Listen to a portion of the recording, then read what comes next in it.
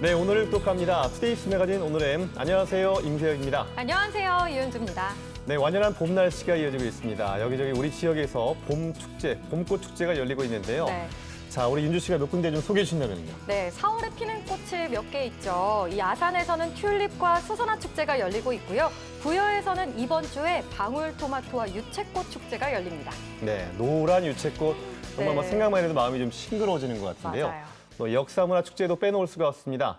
어제부터죠. 아산에서는 이제 성우 이순신 축제가 열리고 있는데요. 이순신 장군의 그 탄신일이 4월 28일이잖아요. 네. 그 즈음에 이제 아산시 전역에서 열리고 있는 건데, 자, 이것도 관심이 많이 갑니다. 맞습니다. 네. 또 이번 주말, 다음 주말에는요, 홍성의 홍주읍성 일원에서 홍성 역사인물 축제가 열리는데요. 최영 장군부터 한용운 선생까지 우리나라의 대표적인 역사 인물들의 삶을 한자리에서 만나보실 수 있습니다. 가족 나들이 주말 계획 세우실 때 참고하시면 좋겠네요. 네.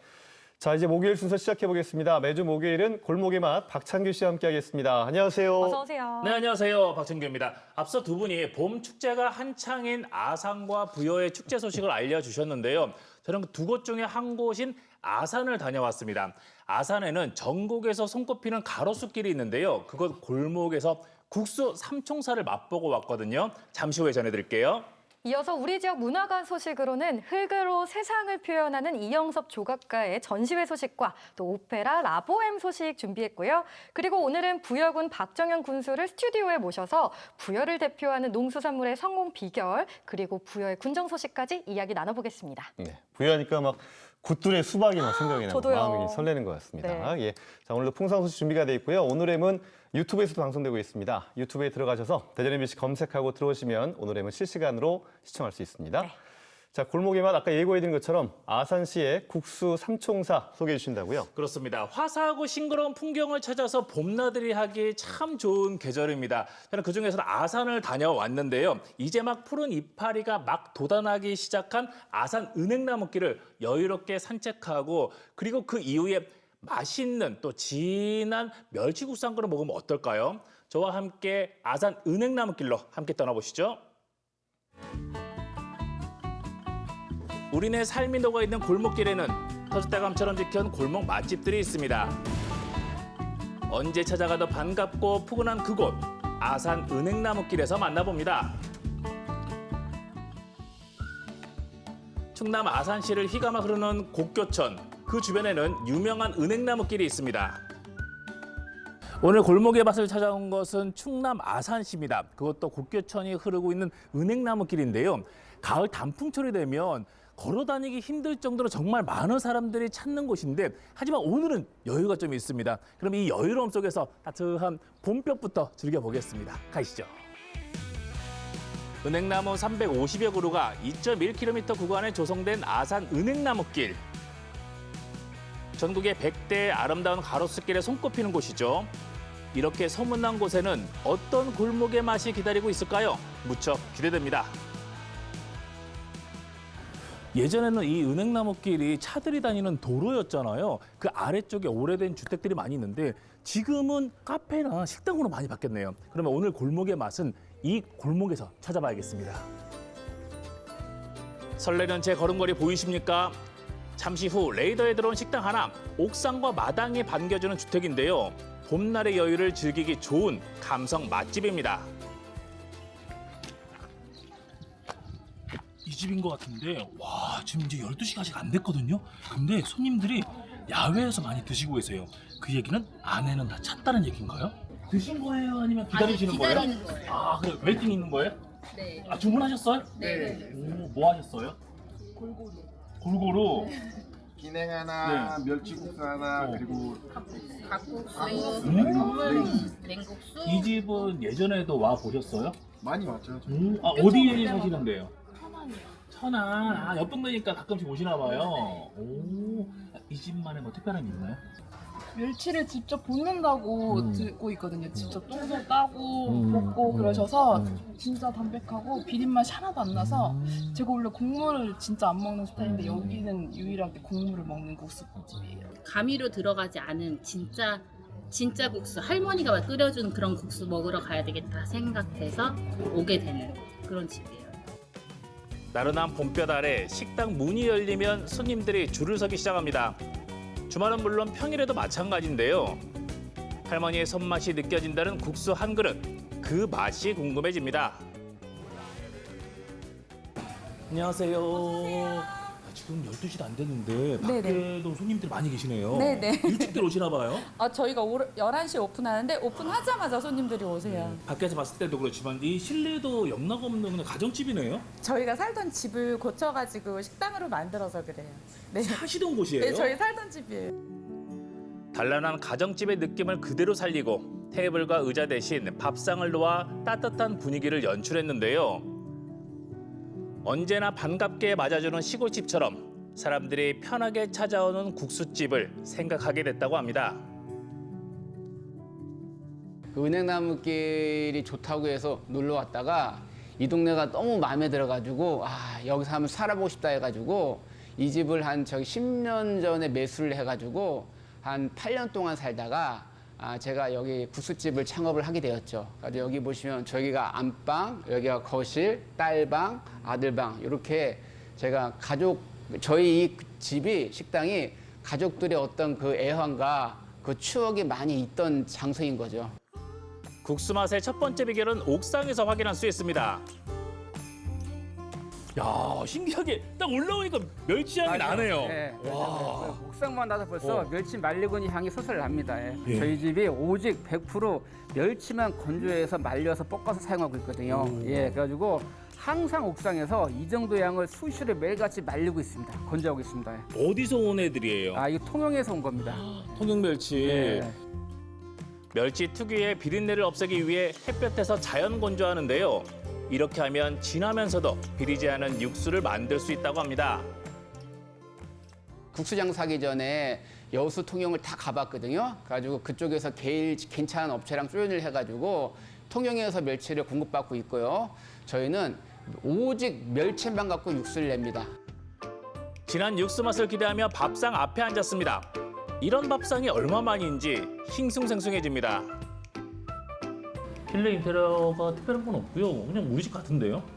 그리고 또 특이한 게 곳곳이 테이블이 아니라 집에서 먹는 밥상이에요. 가정식. 가정식. 이런 거는 저 식당에서 못 본 것 같은데요. 저희가 이제 가정식 국수를 추구합니다. 그러다 보니까 친척이나 할머니 댁에 가가지고 국수 한 그릇 먹는 어떤 그런 분위기. 그래서 그런 분위기를 좀 하고자 하기 위해서 테이블을 이런 걸 준비했고요. 사장님 저희 주문할게요. 일단 멸치국수 먹어야 되고 비빔도 먹고 싶은데 비빔 맛있으세요? 아까 비빔도 시키고 사이드 메뉴로 연잎만두. 간물국수는 뭐예요? 간물국수는요, 네. 여수 돌산 갓을 물김치를 담가요. 근데 저희가 네. 사가랑 배를 갈아갖고 오. 물김치를 담그다 보니까 왜 그 갓에 알싸한 겨자향이 있잖아요. 네네. 이게 중화가 되면서 되게 시원한 맛이 나요. 오. 그래서 이거 꼭 드셔보셔야 돼요. 그럼 또 그것도 안 먹어볼 수 없으니까 그것까지 해서 하나 네, 부탁드리겠습니다. 종류대로 네. 좀 도와드릴게요. 네, 고맙습니다. 네, 감사합니다. 네. 주문이 들어오면 바로 국수를 삶기 시작하는데요. 손이 크다고 소문이 자자한 사장님, 국수를 넉넉하게 삶습니다. 팔팔 끓는 물과 차가운 냉수를 오가며 쫄깃한 식감을 살리는 것도 잊지 않죠. 오. 멸치국수 나왔습니다. 간물 냉국수고요. 비빔국수입니다. 만두는 방금 쪄서 뜨거워요. 연잎 네. 만두예요. 만두는 네. 이렇게 연잎을 드러내시면 이렇게 색깔 있는 게 연잎이 이렇게 착색이 돼서 그런데 괜찮으세요? 국수 양이 많네요. 저희 집이 국수가 양이 좀 많아요. 일부러 저희 뭐 많이 주신 아니에요. 원래. 저희 평소에도 많고 네. 저희 신랑이 좀 손이 커가지고 양을 좀 많이 드려요. 네, 잘 먹겠습니다. 네, 맛있게 드세요. 네, 고맙습니다.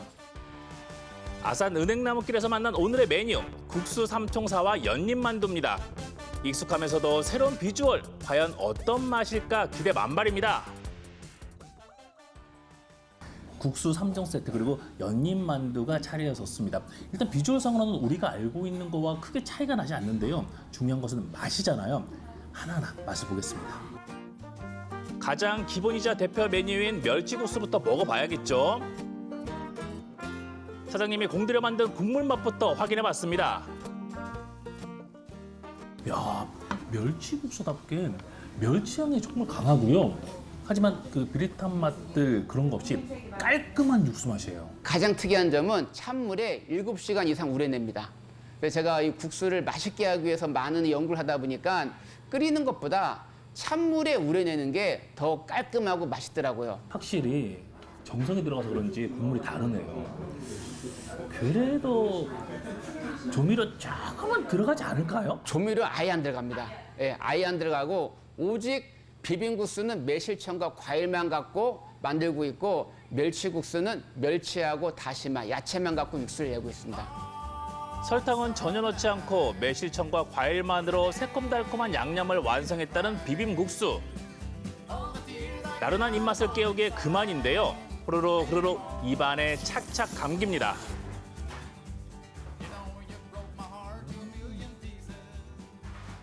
생각보다 매운맛이 있고요. 이제 고추 5개 중에서 한 2개 반 정도. 대부분 이제 비빔국수는 새콤달콤이잖아요. 딱 정확하게 새콤오, 달콤오. 이번에는 사장님이 직접 개발했다는 이 집만의 특별한 메뉴입니다. 자, 이게 바로 그 간물국수의 갓. 잘 익은 갓 특유의 감칠맛에 살얼음이 동동 떠있는 국수. 먹을수록 매력 뿜뿜입니다. 오 마이 갓. 맛있네요. 시원하면서도 하지만 우리가 그 갓김치 하면 그 알고 있는 알싸한 맛보다는 훨씬 더 그 시원한 맛이 강합니다. 먹을수록 맛있는 국수 삼총사. 후루룩 후루룩 마음껏 먹어봤는데요. 골고루 먹다 보니 조금씩 바닥에 보이기 시작합니다. 친근하면서도 풍성한 맛 그리고 편안한 분위기 덕분에 더 맛있었습니다. 생각보다 국수 한 그릇에 양이 많아서 비빔국수 조금 남기긴 했는데요. 1시간 뒤면 생각날 텐데 어떻게 하죠? 오늘 편안한 분위기에서 부담 없이 즐길 수 있는 국수를 맛봤는데 하지만 이 한 그릇에는 정성이 가득 들어가 있습니다. 여러분도 아름다운 아산 은행나무길에 오셔가지고 주변 구경도 하시고 국수 한 그릇 꼭 맛보시기 바랍니다. 싱그러운 봄을 맞아 푸르름이 시작된 아산 은행나무길. 따뜻하고 편안한 가정집의 감성이 고스란히 느껴지는 국수집이 있습니다. 건강하고 진한 육수를 우려내기 위해 정성과 수고를 아끼지 않는데요. 그래서일까요? 찾아오는 사람들마다 국수 한 그릇에 행복한 추억 하나를 떠올립니다. 여러분, 깊고 진한 국수가 생각나면 찾아가 보세요. 네, 이 가정집의 마당 같은 데에서 이제 파라솔 딱 펼쳐놓고 이렇게 먹는 국수 맛이 네. 더 좀 맛있지 않았을까 생각이 들고 화면에 아까 그 국수 3개하고 만두 있었는데 네. 혼자 다 드신 거 아니죠? 그렇죠. 앞에 이제 그 함께 촬영을 하고 최원식 감독과 같이 먹기는 했는데 양이 워낙 많아가지고 조금 남기기는 했어요. 네. 지금 앞서 말씀을 하셨지만 아산 은행나무길은 아산 일대 주민들이 정말 사랑하는 명소입니다. 가을에는 말할 것도 없고요. 봄과 여름에도 주변 풍경이 정말 아름다운데 특히 저는 이맘때가 오히려 더 여유롭게 산책할 수 있어 좋더라고요. 이 풍경 아래서 진하게 우려낸 멸치국수 한 그릇 먹고 또 그다음에 주변 풍경까지 함께 산책을 한다고 하면 말 그대로 이게 소소한 행복 아니겠어요? 네. 그럼요. 멸치국수 그리고 비빔국수 거기에 사장님이 직접 개발한 간물 냉국수. 아까 보니까 박찬규 리포터는 이렇게 회전 접시처럼 막 이렇게 돌려가면서 먹던데 이왕이면 가족들이랑 다 같이 가서 하나하나 다 골라서 좀 나눠 먹으면 좋을 것 같아요. 좋죠. 네. 일단 그 멸치국수는요. 조미료 하나 없이 멸치를 찬물에 7시간 이상 우렸습니다.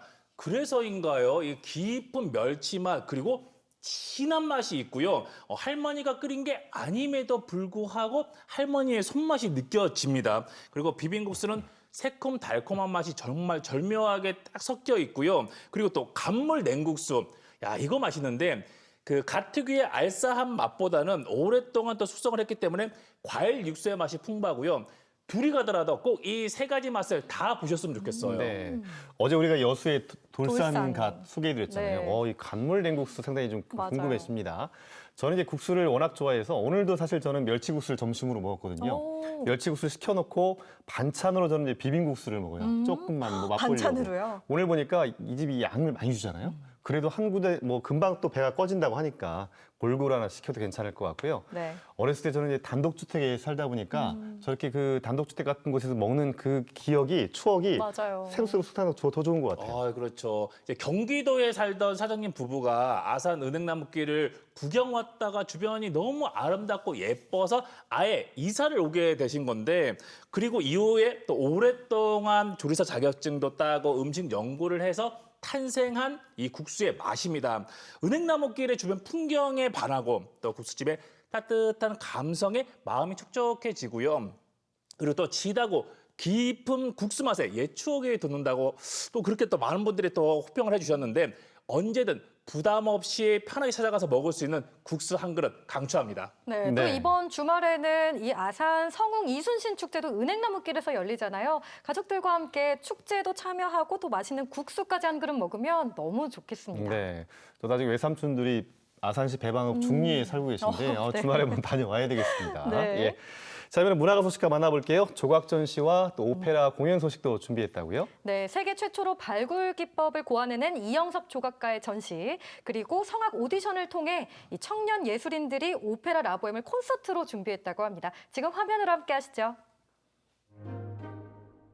오랜 세월이 녹아든 듯 유물처럼 보이는 조각 작품들. 자연스러우면서도 친근한 느낌인데요.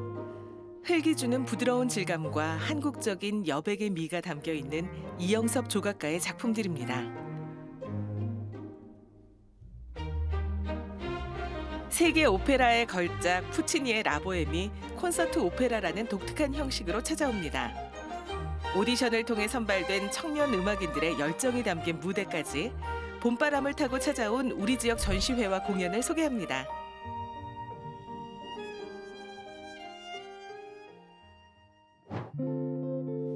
대전시 문지동의 한 갤러리 카페. 독특한 형태의 조각 작품들이 알 듯 모를 듯 상상의 나래를 펴게 하는데요. 오래된 문화재들이 발굴되듯 발굴 조각이란 기법으로 만들어진 이영섭 작가의 작품들입니다. 작가님 작품을 처음 보았을 때 굉장히 신비한 생각이 들었습니다. 돌을 주재료로 작품을 하고 계시는데 그 물성 자체가 굉장히 차갑거든요. 그런데도 불구하고 굉장히 작품이 따스한 온기가 있었습니다. 그 온기를 봄을 맞이해서 봄바람과 함께 여러분과 함께 같이 즐기고 느끼고 만져봤으면 하는 바람이 있었습니다. 세계 최초로 발굴 기법을 고안해낸 이영섭 작가. 땅에 그림을 그리고 흙을 파낸 뒤 이를 거푸집으로 삼아 돌이나 시멘트와 같은 혼합 재료를 부어줍니다. 그런 다음 일정한 시간이 지난 후 다시 캐내는 방식으로 작업을 하는데요. 흙이 자연스레 굳혀낸 작품은 구멍이 숭숭 나기도 하고 자연의 갖가지 흔적들이 오롯이 드러납니다. 그야말로 시간과 자연, 작가가 함께 빚어낸 조각품인 셈입니다. 지금까지 조각이라고 하면 흔히 그 돌이나 나무를 깎아서 하는 것을 조각이라고 하고요. 그다음에 흙으로 붙여서 만들고 그걸 떠내는 방식이 이제 소조 작업이라고 합니다. 근데 이제 제 작업 방식은 그 두 가지에도 속하지 않고 땅에 거꾸로 형태를 판 다음에 거기다가 어떤 굳는 재료들을 부어서 굳혀내서 꺼내면 그제서 이제 작업이 완성되는 작업인데요. 그래서 다른 작업들은 작업이 완성되는 동안 그 작업을 자기가 보면서 완성도를 지켜보면서 할 수 있거든요. 근데 제 작업은 그 작품이 꺼내져서 물로 세척한 다음에 딱 볼 때 저도 처음 보게 되는 거죠. 추측만 했을 뿐이지 완성을 저는 보면서 하는 게 아니라 꺼내고 나서 볼 수 있는 그런 작업입니다. 우연히 유적지 발굴 현장을 지켜본 후 시작된 발굴 조각. 친근한 형태의 인물상을 주로 작업하는데요. 그중에서도 꿈꾸는 듯 사랑스러운 모습의 어린 왕자는 이영섭 작가의 대표적인 연작 주제 중 하나입니다. 사실은 어린 왕자는 어떻게 보면 상징성에 불과하고 제가 표현하고자 하는 한 사람이, 한 개인이 누군가에게 어떤 마음을 전달하거나 그다음에 한 개인이 어떤 심성을 갖고 있거나 그러니까 그거를 이제 제 작가적 의도로 다시 재해석해서 이제 표현을 한 거고요. 그 아주 시골에서 자랄 때 그런 정서들, 뭐 그런 저는 작업을 하면서 그 정서의 반추 이걸 계속 갖고 있거든요. 근데 그런 부분들이 계속 반영되는 거죠. 네. 서구화된 미술 교육에서 벗어나 한국 전통 조각을 연구해온 이영섭 작가. 그가 만들어낸 형상들은 세련되거나 현대적인 느낌과는 거리가 있습니다. 거칠고 투박한 질감 속에 모자란 듯하지만 정겹고 투박하지만 편안한 여백의 미가 담겨 있습니다. 제가 이제 한국적 조각을 하겠다라고 마음을 먹고 나서 우리 조각을 어떻게 표현해야 될까라는 이제 사실 고민을 했습니다. 왜냐하면 되게 운유적이고 어떤 해학적이고 소박하고 고졸하고 뭐 이런 어떤 특징들을 우리 조각이라고 말하는데요. 그 뭔가 하려고 하는 모습을 보여줌으로써 그 방향성을 제시하고 또 확 역동적이지 않으면서 은유적인 미감을 또 말할 수 있고 사실 우리 정서에 그게 되게 많고 우리 언어에도 포함되어 있고 우리 조각에도 있습니다. 와, 그렇다면 이거는 되게 한국적 특질이다. 그래서 이제 그런 고민들을 하면서 이제 이런 작업들이 이제 도출되게 된 거죠. 이영섭 작가의 봄, 바람이 분다 전시회는 5월 24일까지 열리는데요. 새 봄에 들뜬 마음을 잠시 내려놓고 돌이 품고 있는 불멸의 시간 속으로 여행을 떠나보시면 어떨까요? 봄 되면서 꽃도 피고 사람들이 이제 뭐 상춘객들이 이렇게 들도 많이 걷고 이제 많이 하는데요.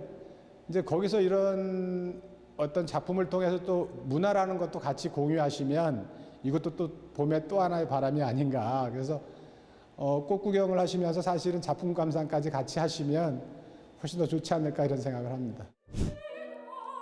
대전의 봄을 아름답게 물들이는 2024 스프링 페스티벌이 시작됐습니다.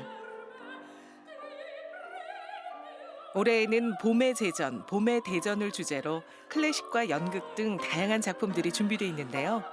오늘 미리 만나볼 작품은 콘서트 오페라 라보엠입니다.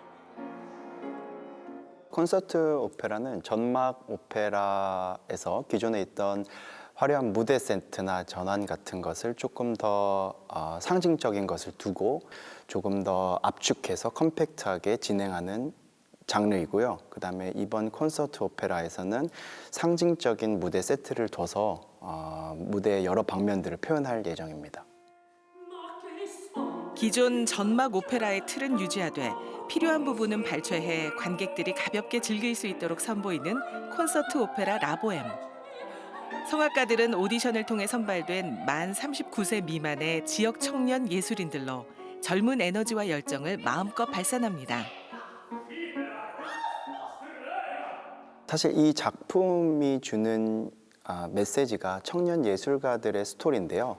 이 청년 예술가들이 조금 더 이런 기회를 표현할 수 있으면 더 좋다고 생각을 했고, 그 다음에 이런 청년 예술가들에게 기회의 장을 만들어준 대전예술전당에서 가장 큰 감사를 느끼고 새로운 도전을 극장에서 진행을 했다고 느껴집니다.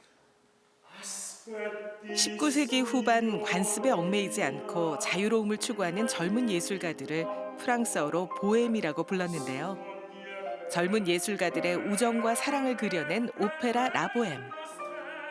가난했던 푸치니의 젊은 시절을 자전적으로 그려낸 이 작품은 전 세계에서 가장 많이 공연되는 오페라 중 하나입니다.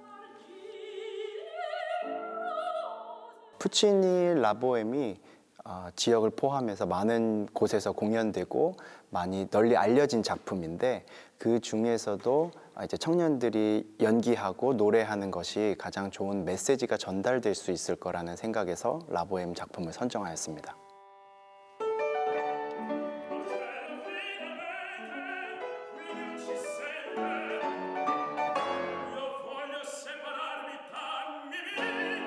이번 작품에는 7명의 청년 음악인들이 무대에 오르는데요.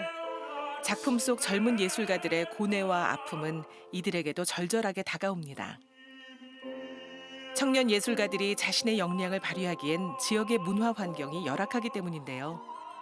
이번 작품을 계기로 이들의 재능이 발견되고 더욱 성장할 수 있는 발판이 마련되길 기대하고 있습니다. 대전에서 라보엠을 또 제가 사랑하는 캐릭터인 무제따로 공연을 할 수 있게 돼서 사실 너무 설레기도 하고 젊은 청년 예술인들과 함께 하니까요. 너무 재미있고 또 같이 교감하는 것들이 비슷한 구석이 많아서요.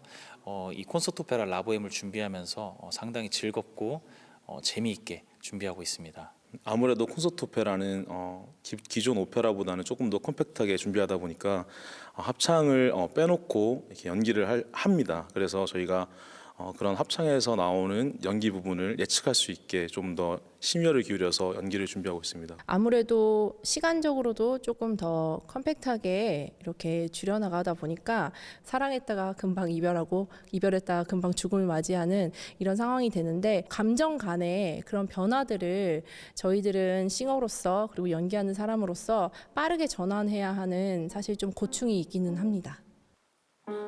청년 예술가들이 들려주는 사랑과 이별의 이야기가 담긴 콘서트 오페라 라보엠. 공연 당일에는 안디 무지크 필하모니아의 웅장한 오케스트라 선율과 함께 만날 수 있는데요. 시대가 지나도 변함없는 명작의 품격을 확인하시기 바랍니다.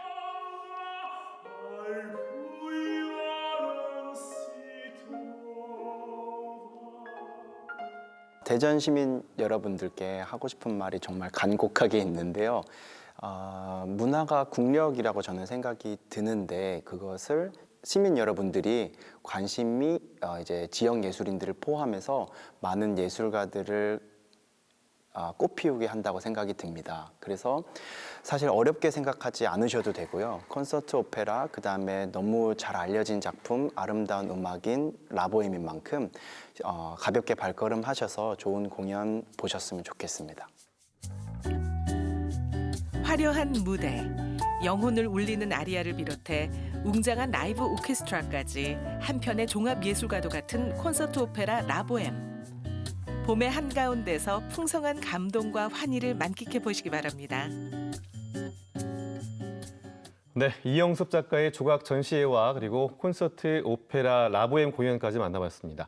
아까 그 이영섭 작가의 작품은 이제 얼뜻 그 돌을 깎아 만든 작품 같지만 네. 그 흙과 또 시멘트 같은 혼합 재료를 굳혀서 만든 작품이라고 합니다. 하지만 또 흙이 주는 편안함이 좀 남아 있는 것 같아요. 맞습니다. 이영섭 조각가는 오래된 문화재를 발굴하듯이 이 발굴 조각 기법으로 작품 활동을 하고 계시는데요. 이번 전시는 5월 24일까지 계속되니까요. 여러분의 많은 관심 부탁드립니다. 그리고 대전 예술의 전당에서는 매년 국내 지역 예술인들과 함께 스프링 페스티벌을 마련하고 있습니다. 올 봄에도 봄의 제전 그리고 봄의 대전이라는 주제로 세 개의 작품들이 차례로 이어진다고 하는데요. 앞서 만나본 이제 콘서트 오페라가 두 번째 작품이고요. 우리 지역의 젊은 연출가와 또 중견 지휘자의 호흡이 벌써부터 기대가 됩니다. 네, 출연자도 이제 성악 오디션을 통해 선발했다고 하는데 전 세계 사랑받고 있는 이 푸치니의 대표작을 젊은 그 음악가들이 어떻게 또 연출해냈을까 또 네. 기대를 모으고 있습니다. 내일 저녁 7시 반 대전 예술전당에서 마련된다고 하니까요. 자, 좋은 공연에 여러분의 많은 관심 바랍니다.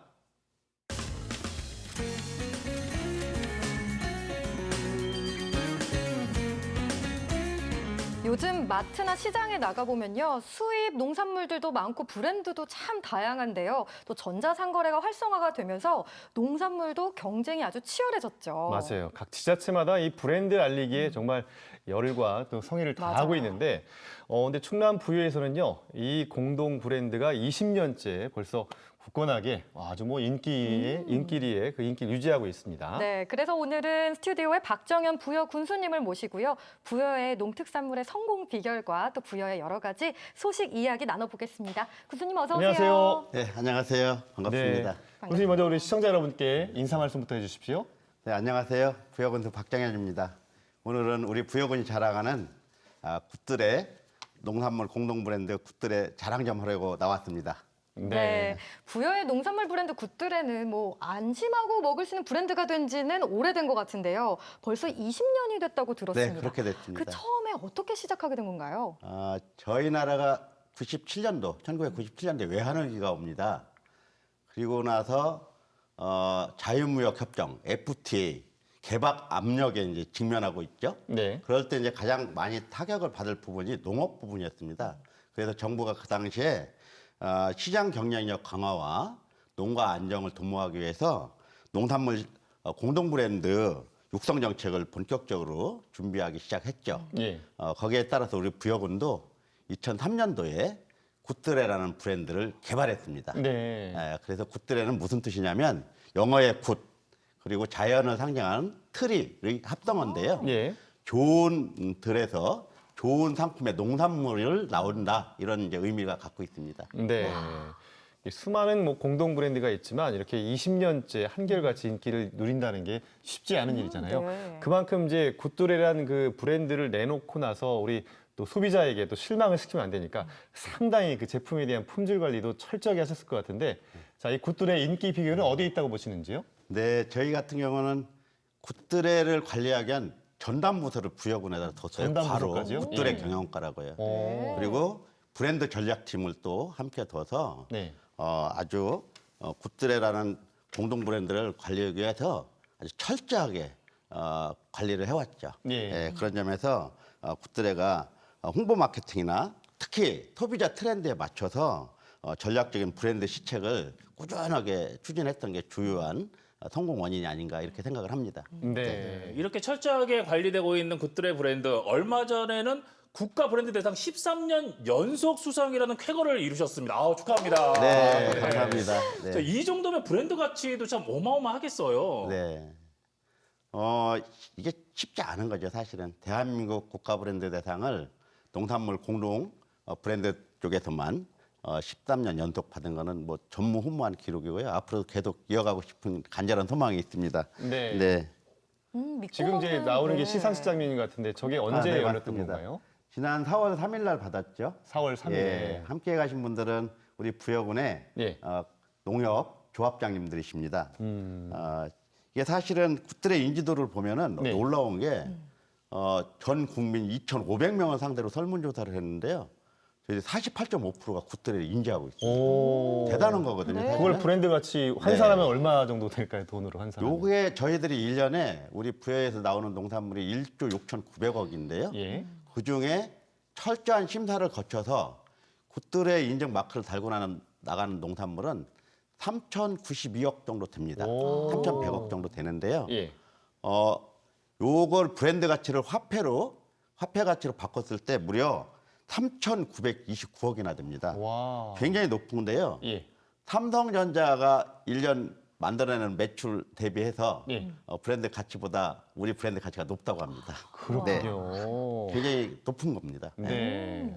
이 굿드레 농식품이 그러면 어디로 어떻게 유통이 되는지도 궁금합니다. 네, 저희 같은 경우는 서울을 비롯한 수도권 지역에 전체 생산물의 61.5%가 나가고 있고요. 네. 그리고 우리 충남 그리고 대전, 태종 쪽에 37% 나갑니다. 그러니까 결국 98.5% 거의 대부분 서울 수도권과 우리 대전, 충남, 세종에서 소비를 해주시다 이렇게 말씀드립니다. 네. 요즘 뭐 해외에서도 이제 K-푸드가 인기입니다. 드라마나 뭐 음악들이 유행하다 보니까 이제 K-푸드까지 또 인기를 끌고 있는데, 자, 부여군에서도 부여군의 농산물을 좀 세계적인 브랜드로 키우기 위해서 노력을 기울이신다고 들었습니다. 어떤 노력들을 펼치고 계신가요? 저희도 뭐 K-컬처, K-푸드 뭐 네. 이런 식으로 나가잖아요. 예. 저희는 K-굿드레로 K-굿드레. 해외 네. 시장을 지금 개척하고 있습니다. 예. 저희 같은 경우는 몽골에 저희들이 직접 전문 매장을 하나 만들었고요. 네. 그리고 또 통상사무소도 만들어서 몽골 대형 유통회사를 통해서 네. 우리 부여의 굿드레 농산물을 직접 몽골 시민들에게 팔고 있습니다. 방금 그 어떤 이제 마트에 수박 나왔던 게 몽골의 뭐 울란바토르 같은 그런 대도시인가요? 맞습니다. 오. 네, 울란바토르에 상당히 잘 발달된 부촌을 중심으로 예. 우리 가격 경쟁력이 굉장히 높거든요. 그런 데서는 뭐 이렇게 우리 부여군의 뭐 당도 높은 수박 같은 거를 맛볼 수 없을 것 같아요. 이제 가니까 그거 처음 좀 신기했을 것 같은데요. 맛보시고 나서. 그쪽에서는 거의 몽골 같은 경우는 농업이 발달이 안 돼 있습니다. 목축업만 발달돼 있지. 그래서 예. 90% 이상 농산물을 사 먹는데 가장 가까운 중국에서 많이 수입을 하게 돼 있죠. 네. 그러다 보니까 아무래도 우리 부여 굿드레 농산물만큼 고품질의 농산물이 없는 것 같습니다. 그래서 우리 굿드레 농산물이 들어가자마자 아주 인기가 엄청났고요. 가격이 굉장히 비쌉니다. 네. 사실은 저희 같은 경우 7kg짜리 수박 한 통에 거기는 한 10만 원, 12만 원 합니다. 한국 돈으로. 그래도 아주 잘 사 먹습니다. 부촌들은 또. 예. 네, K굿들의 해외 시장에서 이제 굿들의 활약 앞으로 더욱더 기대를 해보고요. 앞서 이제 시작한 게 2004년이라고 말씀을 하셨으니까 그러면 딱 올해가 20주년 되는 해이잖아요. 네, 맞습니다. 예. 특별한 뭐 계획 같은 거 가지고 계신가요? 7월 1일 날 저희들이 굿들의 20주년 기념으로 비전 덤프식도 해보고 또 각종 댐이라도 할 건데요. 결국은 얼마나 좋은 고품질의 농산물을 만들어서 우리 소비자들에게 안전한 농산물, 고품질 농산물을 어떻게 공급할 것이냐 하는 그런 여러 가지 내용을 가지고 댐이라도 하게 될 것 같고요. 또 하나 앞으로도 이 굿들의 공동 브랜드의 인지도를 최대한 공신력을 높이는 방안에 대해서 아마 저희들이 더 연구를 좀 해야 될 것 같습니다. 그러니까 명품 브랜드로 나아가기 위해서 여러 가지 뭐 기준 같은 걸 더 높이실 계획도 갖고 계시다면서요? 네, 그렇습니다. 그런 것들이 지금도 굉장히 엄격하게 하고 있지만 앞으로도 더욱더 엄격하게 좀 만들어야 될 것 같고요. 그리고 또 지금까지 저희들이 약 650개 조직의 승인을 해줬습니다. 그래서 앞으로도 계속해서 이런 승인 조직을 통해서 일반 대형 유통회사뿐만 아니라 굿드레몰이라는 저희들 자체적인 인터넷 몰도 있거든요. 그리고 또 그 외에도 인터넷 사업도 계속 하고 있습니다. 인터넷 몰을 통해서 지금 현재는 한 28억 정도 되는데요. 요 앞으로 계속해서 높여나갈 생각으로 있습니다. 그렇군요. 예. K-팝, K-푸드에 이어서 K-굿들에는 정말 세계적으로 앞으로 자리매김을 잘 해나갈 것 같고요. 네. 시청자 여러분도 굿들의 상품들이 이제 어디서 만날 수 있는지 궁금해하실 것 같은데 내일부터 대전 MBC 로컬푸드에서 네, 맞습니다. 부여군 로컬푸드의 날 행사가 열리잖아요. 내일 부여군 로컬푸드의 날입니다. 그래서 내일은 우리 부여가 자랑하는 부여 태도 방울토마토 전국 생산량 1위거든요. 방울토마토. 방울토마토만 생산한 지가 벌써 60년 정도 됩니다. 부여의 방울토마토가 아주 당도가 높고 식감이 아주 대단히 훌륭한데요. 마침 이번 주 토요일, 일요일 태도 방울토마토 축제를 합니다. 맞아요. 그래서 당장 내일도 우리 대전 MC 로컬푸드 직매장을 통해서 아주 싱싱한 고품질의 방울토마토와 부여가 자랑하는 전국 생산량 1위 밤을 또 팔게 될 겁니다. 그렇군요. 이야. 대전 MBC 옆에 그 로컬푸드 직거래 센터가 지금 많은 우리 대전 지역민들에게 인기를 끌고 있는데 내일은 오시면 이제 부여군이 자랑하는 방울토마토와 밤을 할인받은 가격으로 좀 저렴한 걸 맛있는 걸 살 수 있겠군요. 내일 한번 시청자 여러분께서도 한번 저도 가야겠는데요. 대전 MBC 옆으로 한번 오시면 될 것 같습니다.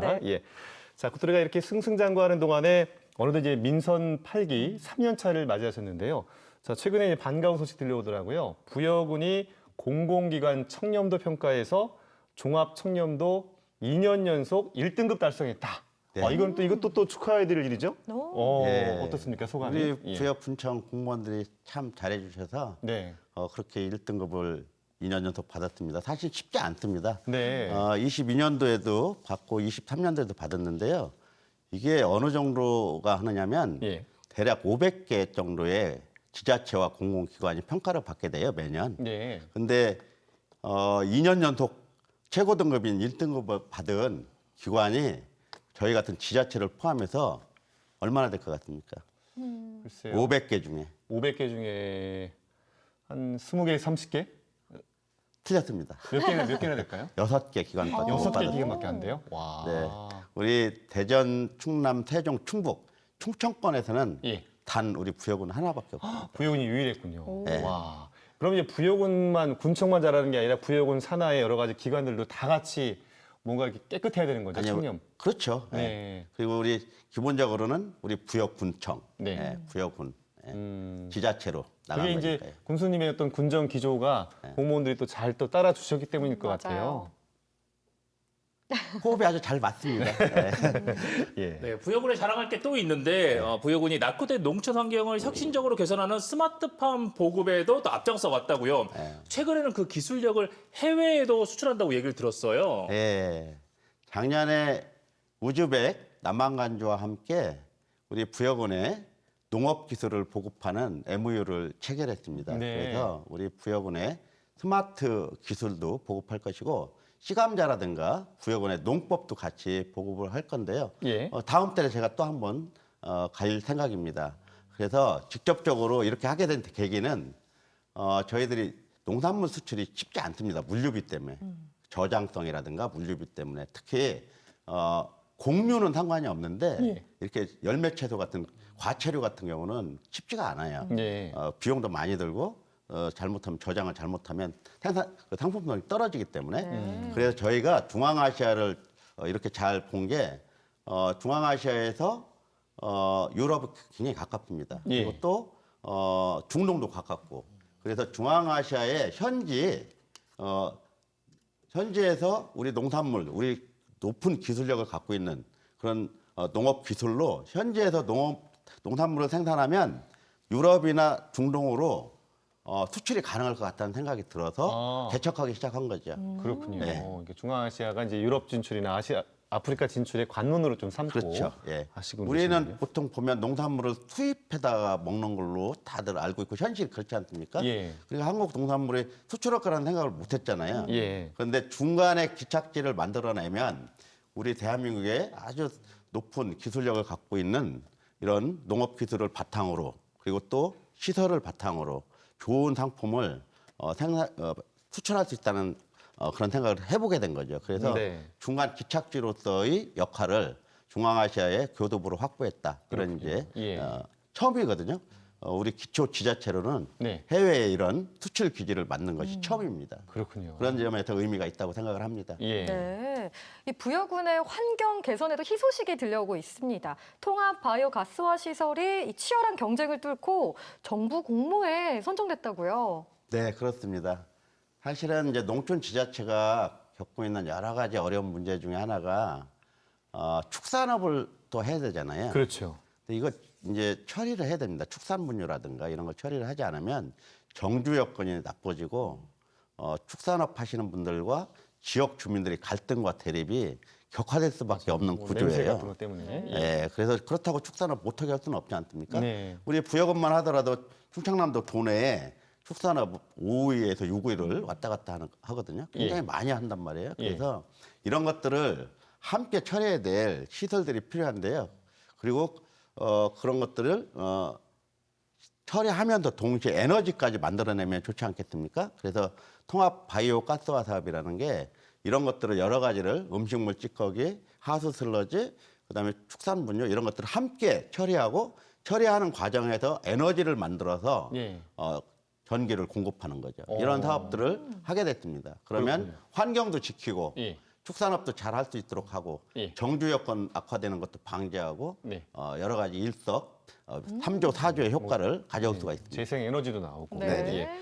이제 군수님께서 지난 이제 7기 때부터 이제 8기 쭉 이제 이어져 오다 보니까 지금 이제 추진해 왔던 사업도 탄력이 붙었다고 들었습니다. 지난 대표적인 게 이제 장안면에 불법 폐기물 매립 관련 문제인데 드디어 이제 이 문제를 규명하고 주민 건강 영양 조사까지 실시하게 되셨다고요? 어떤 네. 내용입니까? 요 폐기물 업체가 20년 정도 했다가 사업주가 돌아가시면서 이제 폐업을 한 사업체인데요. 네.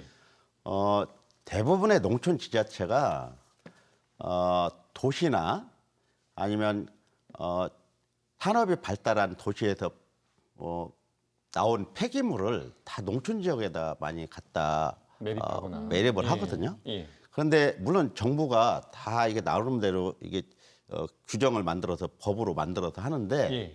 대부분 비용을 아끼거나 돈을 더 많이 벌기 위해서 불법 매립을 많이 하죠. 예. 그러면 그 피해를 고스란히 지역 주민들이 안아야 되는데요. 예. 그 폐기물 업체가 상당히 많은 여러 가지 문제점이 있었습니다. 그래서 네. 제가 민선 7기 때 불법 매립을 규명하고 그 대책을 만들겠다고 약속하고 예. 군수가 됐습니다. 그래서 굉장히 어렵게 시간을 걸려서 그걸 다 조사를 했더니 제가 예상했던 대로 많은 지역 주민들이 예상했던 대로 불법 매립이 확인됐고요. 예. 거기에 따라서 지금 현재 행정 대집행을 시행하고 있고 또 지역 주민들이 건강이 나빠져서 예. 원인 모르게 암으로 많이 돌아가셨는데 네. 그 인근 지역만 다른 지역에 비해서 5배, 8배 이상의 암 환자가 발생했었거든요. 네. 그래서 지금 충청남도와 함께 건강 영양 평가 조사를 지금 시행하고 있습니다. 그렇군요. 네. 예.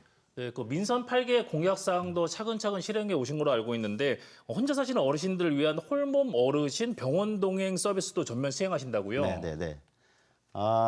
지금 고령화 시대잖아요. 그렇죠. 저출산 고령화 시대인데 고령화율이 점점 국가적으로 높아지는데요. 우리 부여 같은 경우는 고령화율이 얼마나 되겠습니까? 엄청 높을 것 같아요. 예. 40%나 됩니다. 40%. 예, 65세 이상 인구가 40%인데요. 예. 그중에서 혼자 사시는 어른들이 6천 명이 넘습니다. 이야. 누군가 돌봐줘야 됩니다. 네. 마을에서, 행정복지센터에서 또는 우리 부여군에서. 그런데 문제는 건강이 나빠지시면 병원 가는 것조차도 쉽지 않습니다. 네. 그래서 저희들이 병원 가시는 거를 동행제기를 통해서 다 웬스톱 서비스를 해드리는 거예요. 모시고 가서 병원에 다 안내해드리고 접수하고 치료받는 거 다 기다렸다가 집에까지 모셔오는 제도를 제가 공약으로 태워서 이제 시범 사업 시작했습니다. 네. 충화면이나 양화면이나 우리 부여 읍내에서 먼 지역부터. 예. 그래서 어르신들이 객지에 나가서 도시에 나가서 사는 자녀분들도 고향에 혼자 계시는 어머니 아버지도 걱정하지 않으셔도 네. 될 만큼 그렇게 해보려고 합니다. 네. 뭐 셀프 부양의 시대라고 하는데 네. 자, 이런 빈틈들을 또 군이 해준다니까 좀 다행이네요. 네. 예. 그리고 코로나 팬데믹으로 인해서 관광 산업이 주춤했다가 다시 활기를 띠고 있는데요. 부여군에서도 관광객 500만 명 시대를 계획하고 있다고요. 네, 저희들이 곧 7월 초에 토동 연꽃 축제도 다시 하게 되고 또 가을에는 이제 백제문화제도 하게 되고 그렇습니다. 그리고 바로 어제는 또 레저 체험 백마강 레저파크도 개장을 했거든요. 예. 그래서 많은 지금 관광객을 맞을 준비를 하고 있는데요. 작년에는 저희들이 400만 명을 넘어섰습니다. 네. 코로나19 이후로 가장 많이 오셨는데요. 올해는 500만 명을 목표로 지금 준비를 차근차근 하고 있는데요. 우리 부여 많이 찾아와 주시면 고맙겠습니다. 네. 저도 한참 그 국남지에서 연꽃 축제 열릴 때 예전에 가수 임수정 씨하고 같이 사회 보면서 음악회 즐겼던 기억이 나네요. 10년도 넘었던 것 같아요. 예. 네. 자, 우리 끝으로 우리 군수님 시청자 여러분께 또 부여군 또 자랑도 하시면서 한 말씀 해주신다면요.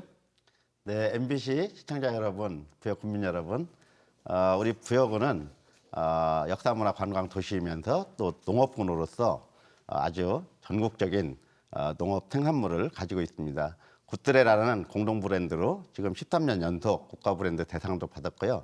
우리 부여군이 만들어내는 농산물은 안전합니다. 그리고 고품질입니다. 그리고 이렇게 대한민국이 인정한 그런 농산물입니다. 수도권뿐만 아니라 대전, 충남, 천안 등 우리 충남에서도 우리 굿드레 농산물 많이 애용해 주셨으면 좋겠습니다. 네, 감사합니다. 네. 자, 이번 주말에 또 새도 방울토마토 축제도 잘 치르시고요. 앞으로 또 부여군의 발전을 위해서 힘써주시기 바랍니다. 네, 감사합니다. 아직까지 부여군의 박정현 군수님이었습니다. 오늘 말씀 고맙습니다. 감사합니다. 감사합니다.